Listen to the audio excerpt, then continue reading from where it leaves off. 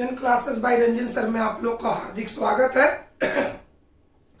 और आपको याद होना चाहिए कि जब हम लोग क्लास में केमिस्ट्री का क्लास कर रहे थे तो सभी बैच में हम सॉल्यूशन पढ़ा रहे थे। फिजिकल केमिस्ट्री में जो सॉल्यूशन चैप्टर था उसको पढ़ा रहे थे, लेकिन अब उस चैप्टर को हम लोग इस वीडियो में नहीं बता पाएंगे क्योंकि किसी में हम लोग कोलिगेटिव प्रॉपर्टीज पढ़ा रहे थे। कौन कौन टॉपिक पढ़ा रहे थे हमको खुद पता नहीं है।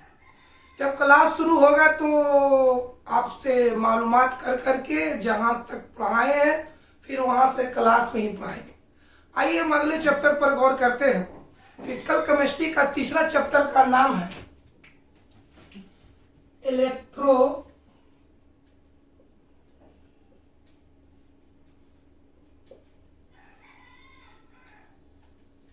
इलेक्ट्रोकेमिस्ट्री,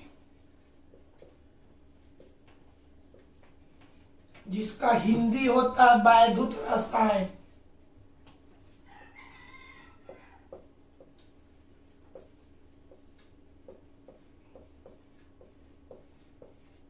वैद्युत रसायन फिजिकल केमिस्ट्री। हम लोग इस वीडियो में फिजिकल केमिस्ट्री का तीसरा चैप्टर पढ़ेंगे जिसका नाम है इलेक्ट्रोकेमिस्ट्री। अब याद करो, इलेक्ट्रोकेमिस्ट्री कौन केमिस्ट्री में पढ़ना? फिजिकल केमिस्ट्री में। कौन केमिस्ट्री? आइए, फिजिकल केमिस्ट्री,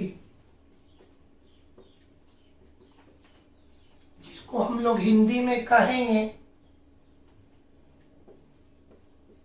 भौतिकी या सामान्य रसायन शास्त्र।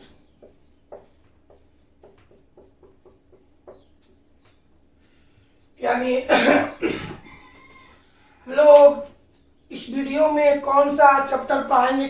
इलेक्ट्रोकेमिस्ट्री। अब आपको याद होना चाहिए इलेक्ट्रोकेमिस्ट्री किस केमिस्ट्री में पढ़ना है? फिजिकल केमिस्ट्री में। इससे स्पष्ट होता है कि इलेक्ट्रोकेमिस्ट्री फिजिकल केमिस्ट्री का एक छोटा सा खंड है, एक छोटा सा भाग है, एक छोटा सा पार्ट है, एक छोटा सा क्षेत्र है। इतना तक समझ में आ गया कि इलेक्ट्रोकेमिस्ट्री फिजिकल केमिस्ट्री का एक छोटा सा क्षेत्र है, एक छोटा सा भाग है, एक छोटा सा खंड है, एक छोटा सा पार्ट है। अब हम ये जानेंगे कि इस पार्ट में, इस क्षेत्र में, इस क्षेत्र से हम लोग को किस चीज की जानकारी मिलती है, इस क्षेत्र में किस चीज का अध्ययन किया जाता है, इस क्षेत्र में किस चीजों का स्टडी किया जाता है। कौन सी क्षेत्र? Physical electrochemistry. आइए समझिए दो चीज। इलेक्ट्रिक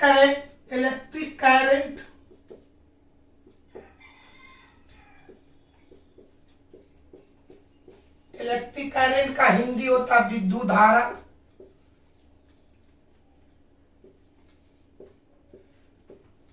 विद्युत धारा, केमिकल रिएक्शन,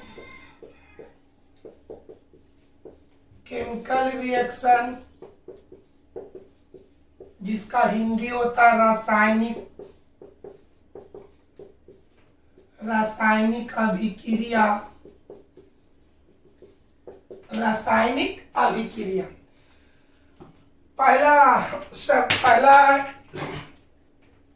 पहला शब्द है इलेक्ट्रिक करंट, जिसको जानते हैं आप लोग विद्युत धारा। विद्युत धारा को बिजली कहते हैं या लाइन कहते हैं। दूसरा शब्द है केमिकल रिएक्शन, जिसको हिंदी में कहते हैं रासायनिक अभिक्रिया। आप लोग ये दोनों शब्द को, ये दोनों टॉपिक के बारे में कुछ ना कुछ जानते हैं। पहला क्या है? विद्युत धारा। दूसरा क्या है? रासायनिक अभिक्रिया। आइए हम जानते हैं कि इलेक्ट्रोकेमिस्ट्री आखिर है क्या। इलेक्ट्रोकेमिस्ट्री का मतलब क्या होता है? तो सुना जाए। विद्युत धारा और रासायनिक अभिक्रिया के बीच, विद्युत धारा और रासायनिक अभिक्रिया के बीच क्या रिलेशन होता है, क्या संबंध होता है, उसके बारे में जो जानकारी अध्ययन किया जाता है। सुना जाए बढ़िया से। हम क्या जानना चाहते हैं कि इलेक्ट्रोकेमिस्ट्री क्या है, इलेक्ट्रोकेमिस्ट्री से आप क्या समझते हैं, इलेक्ट्रोकेमिस्ट्री का मतलब क्या होता है। तो दो शब्द जानिए, पहला शब्द है विद्युत धारा और दूसरा शब्द है रासायनिक अभिक्रिया।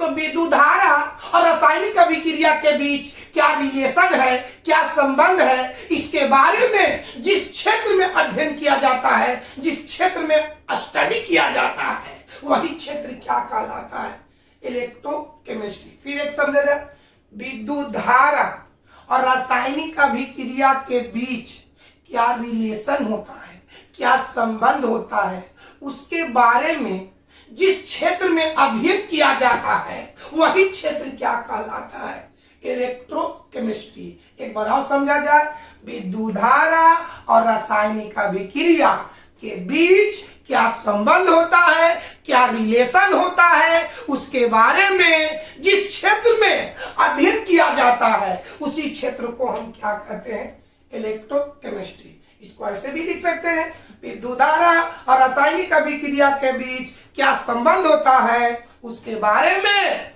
फिजिकल केमिस्ट्री के जिस पार्ट में, जिस क्षेत्र में अध्ययन किया जाता है, स्टडी किया जाता है, वही पार्ट क्या कहलाता है, इलेक्ट्रोकेमिस्ट्री। याद होगा इलेक्ट्रोकेमिस्ट्री के बारे में। एक बार से अगर एग्जाम को आपसे पूछ दे कि वैद्युत रसायन क्या है, वैद्युत रसायन से आप क्या समझते हैं, वैद्युत रसायन की व्याख्या करें, तो आप इतना ही लिख सकते हैं, विद्युत धारा और रासायनिक अभिक्रिया।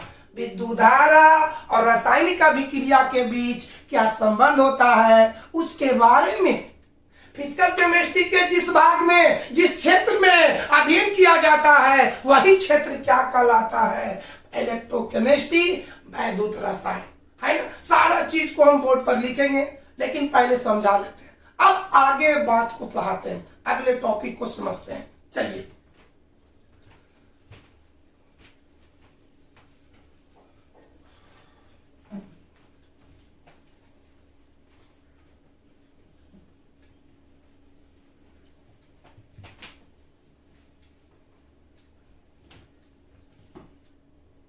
देखो दोस्तों, आगे अगले टॉपिक को समझने के लिए कुछ पदार्थ का उदाहरण लेते हैं,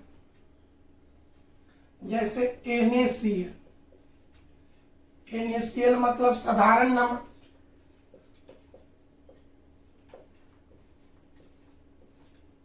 C6H12O6, ग्लूकोज, ग्लूकोज। अगला तीसरा पदार्थ C12H22O11, चीनी। और उदाहरण लेते हैं, H2SO4, गंधकाम्ल।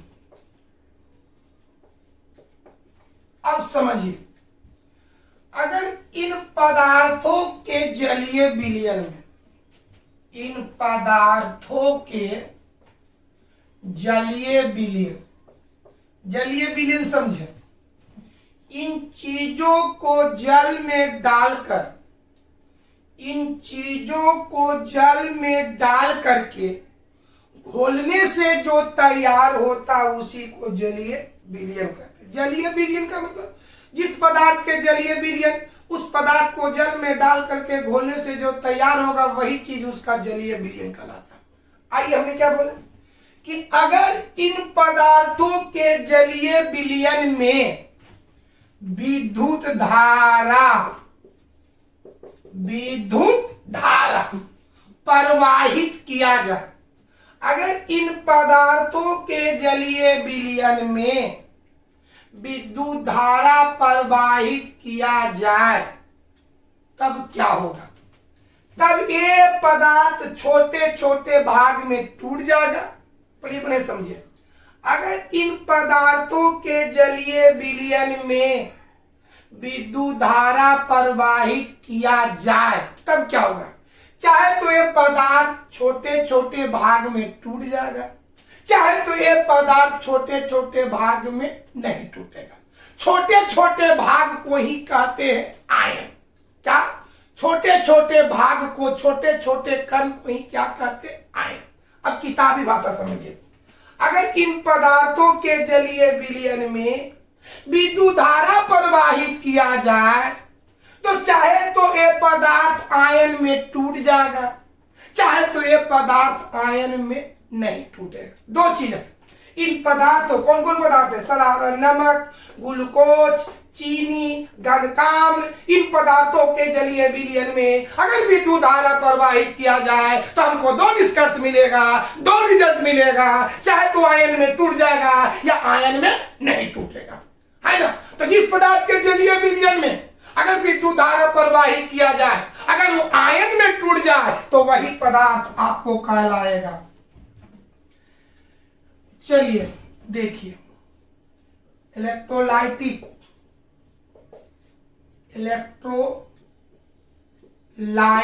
सब्सटेंस, इलेक्ट्रोलाइटिक सब्सटेंस, इसी को कहा जाता है वैद्युत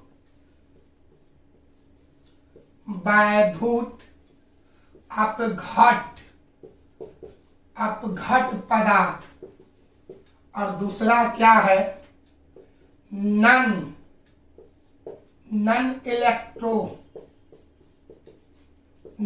इलेक्ट्रोलाइटिक सब्सटेंस, जिसको हम लोग कहेंगे वैद्युत अनपघट पदार्थ। चलिए दो चीज है, एगो वैद्युत अपघट पदार्थ, थोड़ा देख लेते हैं।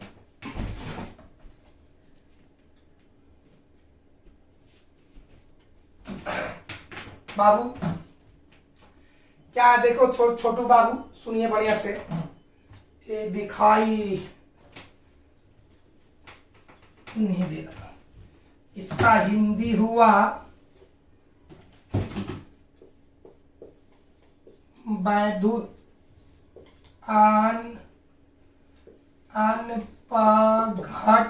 अनपघट पदार्थ। दो चीज है, समझा जा बढ़िया से। आप घट एगो अनपघट, यहां पर लिखते देखिए, आप घट, एक होता अनपघट,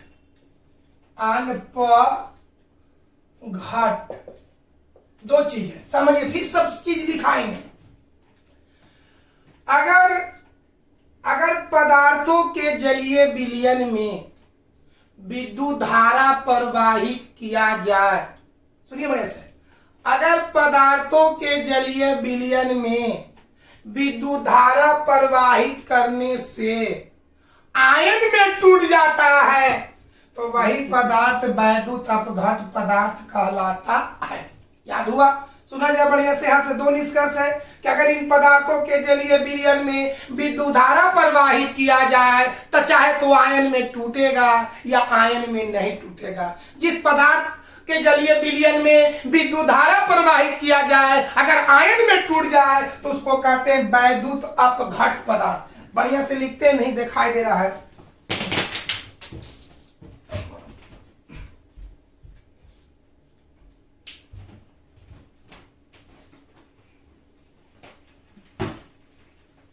दो चीज देखिए,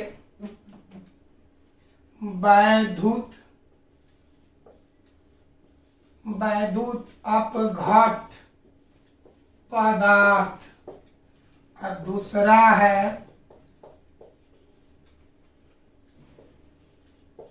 वैद्युत अनपघट पदार्थ। दो चीज समझा जाए। हमने क्या बोले कि इन पदार्थों के जलीय विलयन में अगर विद्युत धारा प्रवाहित किया जाए तो या तो आयन में टूट जाएगा या तो आयन में नहीं टूटेगा। अगर आयन में टूट गया तो वही पदार्थ क्या कहलाता है? वैद्युत अपघट पदार्थ कहलाता है। अगर वो आयन में नहीं टूटता है तो वही क्या कहलाता है? वैद्युत अनपघट पदार्थ कहलाता है। याद हो गया? समझ में आया? अगर जी सुनिए बढ़िया से, जिस पदार्थ के जलीय विलयन में विद्युत धारा प्रवाहित करने से आयन में टूट जाता है तो उस पदार्थ को वैद्युत अपघट पदार्थ कहते हैं। और जिस पदार्थ के जलीय विलयन में विद्युत धारा प्रवाहित करने से आयन में नहीं टूट पाता है तो उसी को कहते हैं वैद्युत अपघट पदार्थ। आइए देखा जाए बाबू, पहला नाम है साधारण नमक और दूसरा है क्वचित गंधक अम्ल। देखिए दो चीज पर गौर किया जाए, एक साधारण नमक और एक है गंधक अम्ल। ये दोनों पदार्थ के जलीय विलयन में अगर विद्युत धारा प्रवाहित किया जाए तो आयन में टूट जाता है। इसका मतलब साधारण नमक और गंधक अम्ल वैद्युत अपघट पदार्थ का उदाहरण है। समझे आए?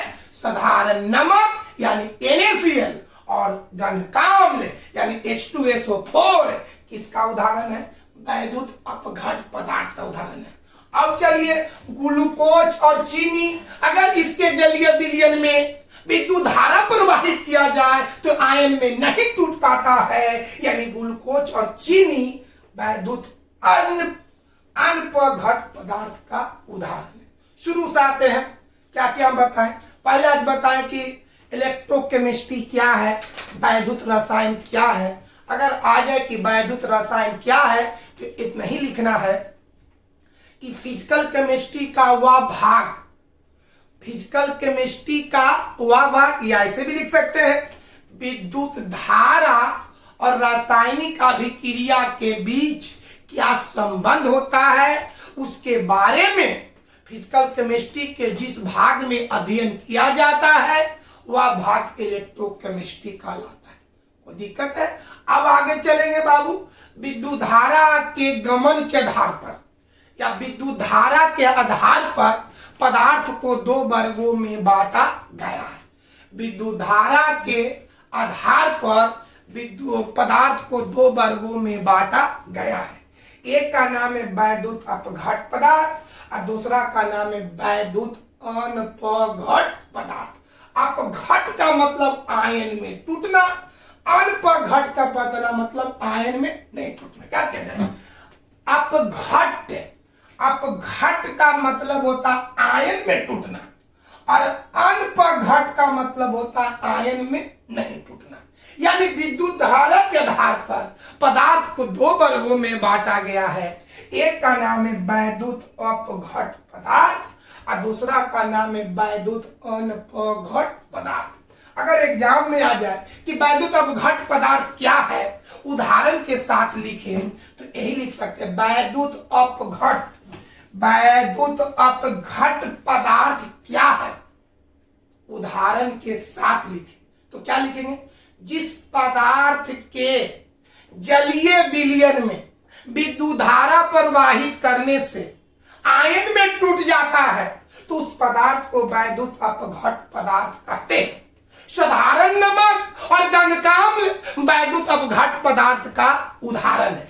अगर आ जाए कि वैद्युत अनपघट पदार्थ को परिभाषित करें उदाहरण के साथ, तब क्या लिखेंगे? जिस पदार्थ के जलीय विलयन में विद्युत धारा प्रवाहित करने से आयनों में नहीं टूट पाता है तो उस पदार्थ को वैद्युत अनपघट पदार्थ कहते हैं। चीनी और ग्लूकोज वैद्युत अनपघट पदार्थ का उदाहरण। कोई दिक्कत है? कोई प्रॉब्लम है? आगे बढ़ते दोस्त, बताओ साधारण नमक किसका उदाहरण है? अपघट पदार्थ का। ग्लूकोज किसका है? अनपघट पदार्थ का। चीनी किसका है? अनपघट पदार्थ का। गंधक अम्ल किसका है? अनपघट पदार्थ का। कोई दिक्कत है? कोई प्रॉब्लम है? आइए इसी चीज को हम लोग बोर्ड पर लिखते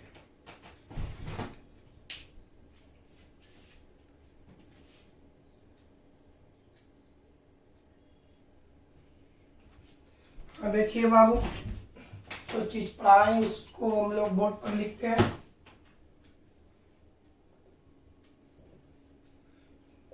इलेक्ट्रोकेमिस्ट्री,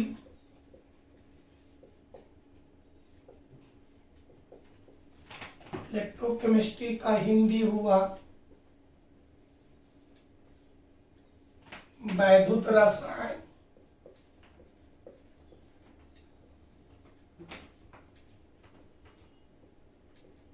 चलिए वैद्युत रसायन के बारे में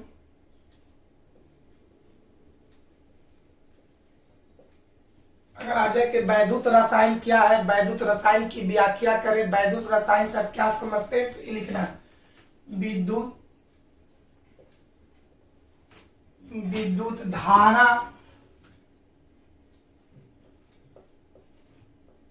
विद्युत धारा और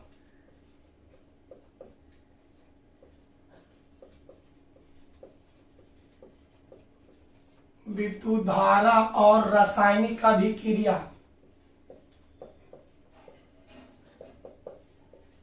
रासायनिक अभिक्रिया के बीच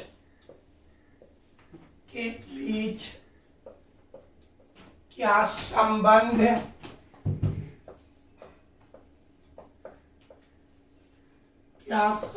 होता है, उसके बारे में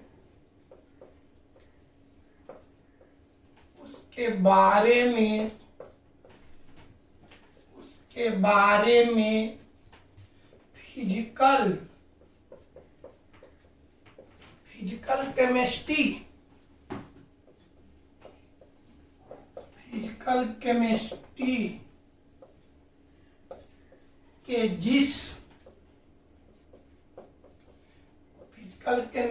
के जिस भाग में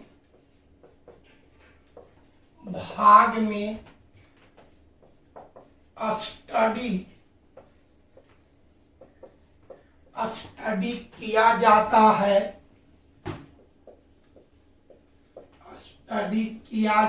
है उस भाग को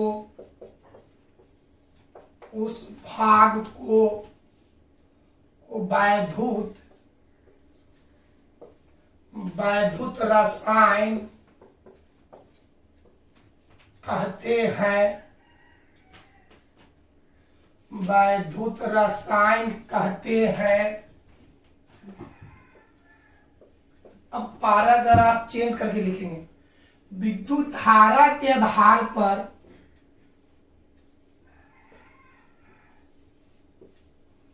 विद्युत धारा के आधार पर विद्युत धारा के आधार पर पदार्थों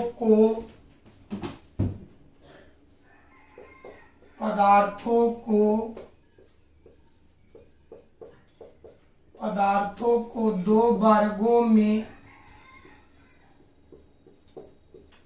बांटा गया है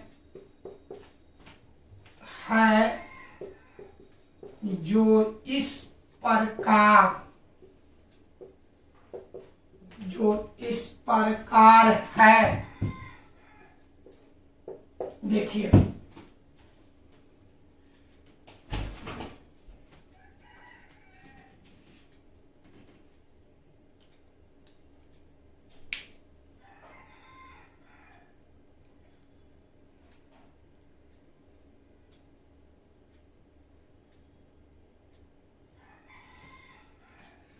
बाबू, तो विद्युत धारा के आधार पर पदार्थों को दो वर्गों में बांटा गया जो इस प्रकार है। देखिए बोर्ड पर, पहला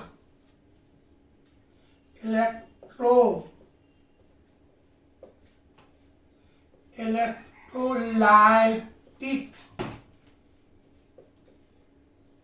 सब्सटेंस, हिंदी में कहेंगे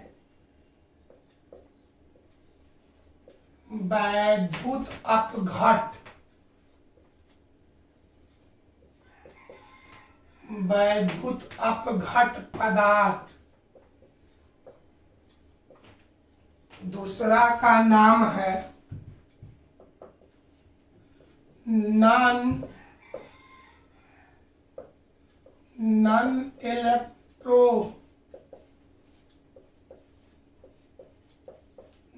electrolytic substance. Non electrolytic substance वैद्युत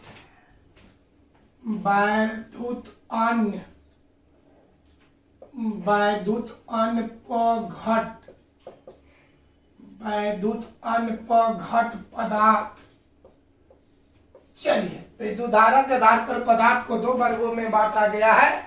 पहला का नाम है वैद्युत अपघट पदार्थ और दूसरा का नाम है वैद्युत अनपघट पदार्थ। अब आइए पहला को, वैद्युत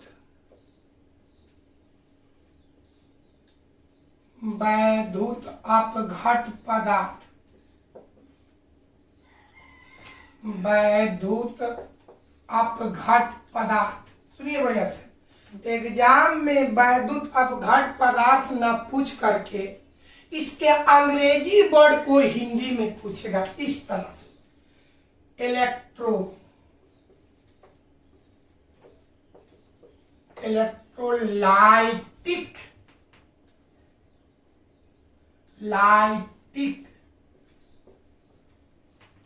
इलेक्ट्रोलाइटिक पदार्थ।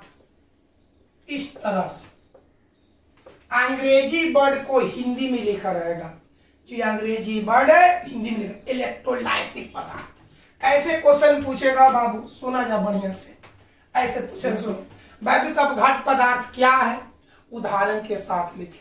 वैद्युत अपघट पदार्थ की व्याख्या करें, वैद्युत अपघट पदार्थ को उदाहरण के साथ व्याख्या करें, वैद्युत अपघट पदार्थ को अपने शब्दों में लिखें। ये शब्द न पूछ कर ये भी पूछ सकता है, इलेक्ट्रोलाइटिक क्या है, इलेक्ट्रोलाइटिक की व्याख्या करें, इलेक्ट्रोलाइटिक को पद उदाहरण के साथ व्याख्या करें। तो अभी बताएं हम कि जिस पदार्थ के जलीय विलयन में विद्युत धारा प्रवाहित करने से आयनों में टूट जाता है, उस पदार्थ को वैद्युत अपघट पदार्थ या इलेक्ट्रोलाइटिक पदार्थ कहा जाता है। साधारण नमक, गंधका अम्ल इलेक्ट्रोलाइटिक पदार्थ का उदाहरण है। आइए इस चीज को लिखते हैं, क्या लिखते हैं, जिस पदार्थ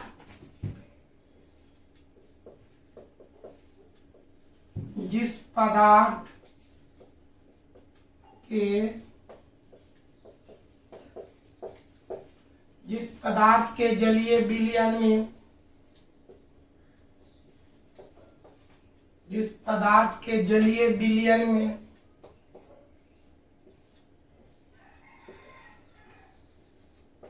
विद्युत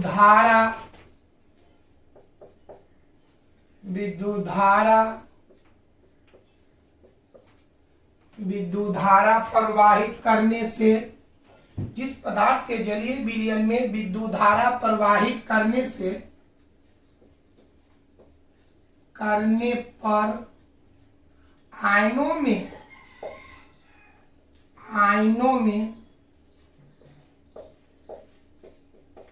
आयनों में टूट जाता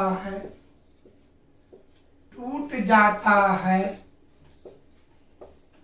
जिस पदार्थ के जलीय विलयन में विद्युत धारा प्रवाहित करने पर आयनों में टूट जाता है, उस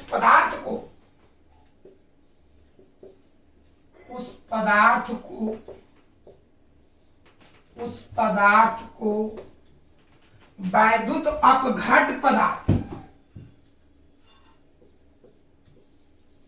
वैद्युत अपघट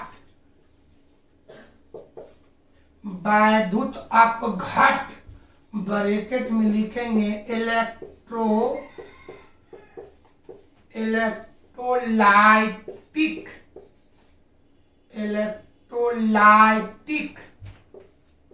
पदार्थ कहते हैं। चलिए देखिए और उदाहरण देते हैं। अगर एग्जाम में आ जाए कि इलेक्ट्रोलाइटिक पदार्थ क्या है, इलेक्ट्रोलाइटिक पदार्थ की व्याख्या करें, तो आंसर यही लिखना है कि जिस पदार्थ के जलीय विलयन में विद्युत धारा प्रवाहित करने पर आयनों में टूट जाता है, उस पदार्थ को वैद्युत अपघट यानी इलेक्ट्रोलाइटिक पदार्थ कहते हैं। इसको उतारिए तो उदाहरण नीचे देंगे।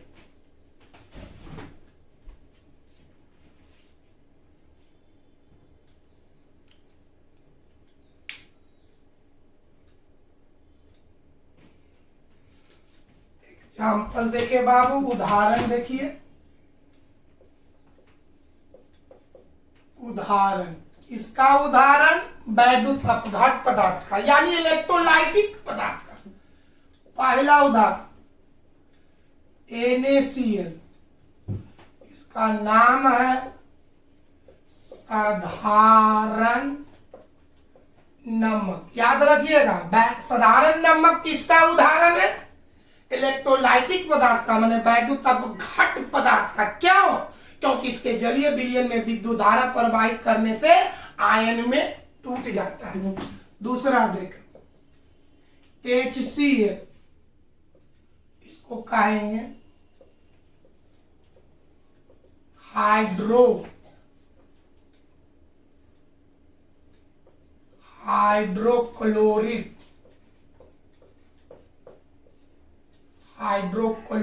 अम्ल। याद करो, हाइड्रोक्लोरिक अम्ल किसका उदाहरण है? इलेक्ट्रोलाइटिक पदार्थ है। आगे HNO3 नाइट्रिक अम्ल भी इलेक्ट्रोलाइटिक पदार्थ का उदाहरण है, मतलब वैद्युत अपघट पदार्थ का उदाहरण है। H2SO4 सल्फ्यूरिक अम्ल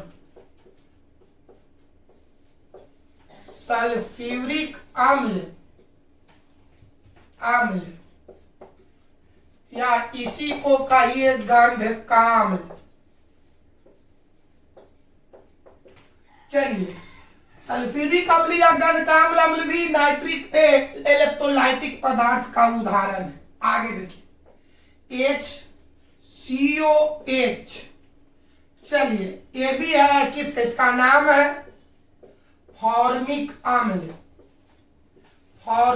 अम्ल भी इलेक्ट्रोलाइटिक पदार्थ का उदाहरण है। क्यों? क्योंकि इसके जलीय विलयन में अगर विद्युत धारा प्रवाहित करते हैं तो आयन में क्या हो जाता है? टूट जाता है।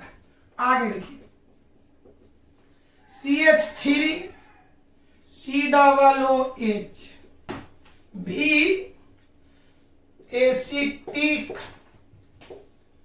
एसिटिक अम्ल, ये भी इलेक्ट्रोलाइटिक पदार्थ का उदाहरण है। आगे देखिए CH3 COONA, इसका नाम है सोडियम एसीटेट। सोडियम एसीटेट,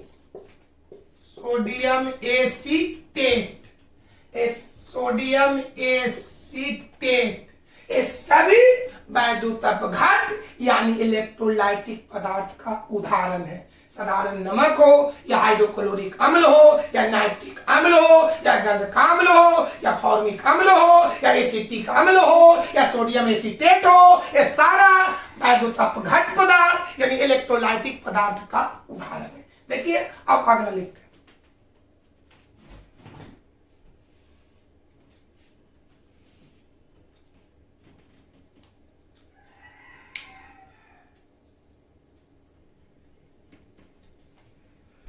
बाबू, तो अगला टॉपिक देखिए वैद्युत। क्वेश्चन इससे कैसे आएगा? वैद्युत अनपघट पदार्थ क्या है? वैद्युत अनपघट पदार्थ की व्याख्या करें। ऐसे न पूछ कर ये भी पूछ सकता अंग्रेजी वर्ड को हिंदी में। नन इलेक्ट्रोलाइटिक पदार्थ की व्याख्या करें। नन इलेक्ट्रोलाइटिक पदार्थ को अपने शब्दों में वर्णन करें। आइए लिखते हैं। जिस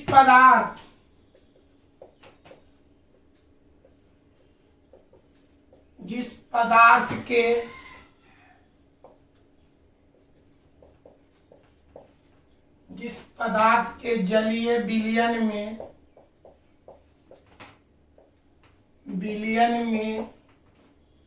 विद्युत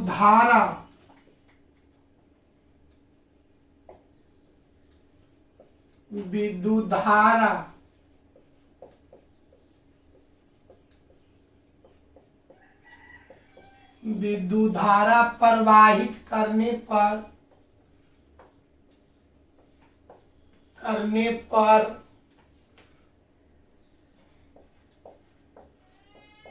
आयनों में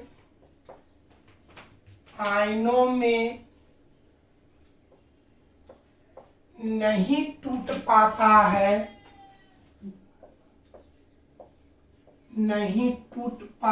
है पदार्थ को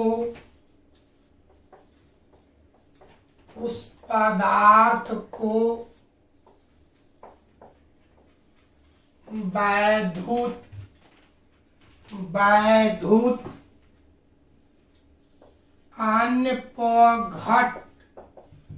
अनपघट पदार्थ, ब्रैकेट में लिखेंगे नॉन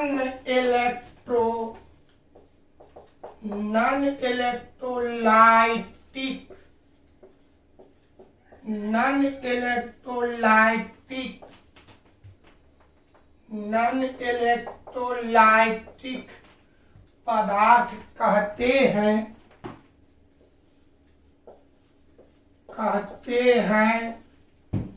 उदाहरण एग्जाम्पल देखिए, पहला अल्कोहल।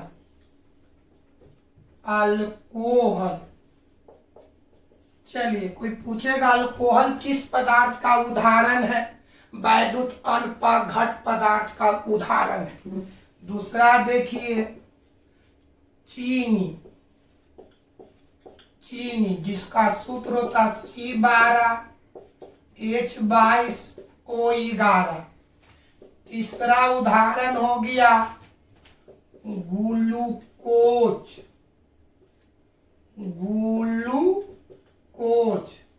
सूत्र होता C6H12O6। चौथा उदाहरण देखा जाए, पहला अल्कोहल, दूसरा चीनी, तीसरा ग्लूकोज, चौथा यूरिया, सूत्र होता NH2CO NH2। चीनी हो, ग्लूकोज हो, यूरिया हो, अल्कोहल हो, ये सभी नॉन इलेक्ट्रोलाइटिक पदार्थ का उदाहरण है। पांचवा लिख देते क्लोरोफॉर्म,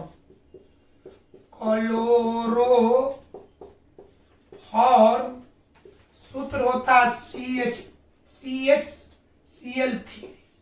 ये सभी वैद्युत अनपघट पदार्थ का उदाहरण है। देख लीजिए, आज की क्लास को यही समाप्त कर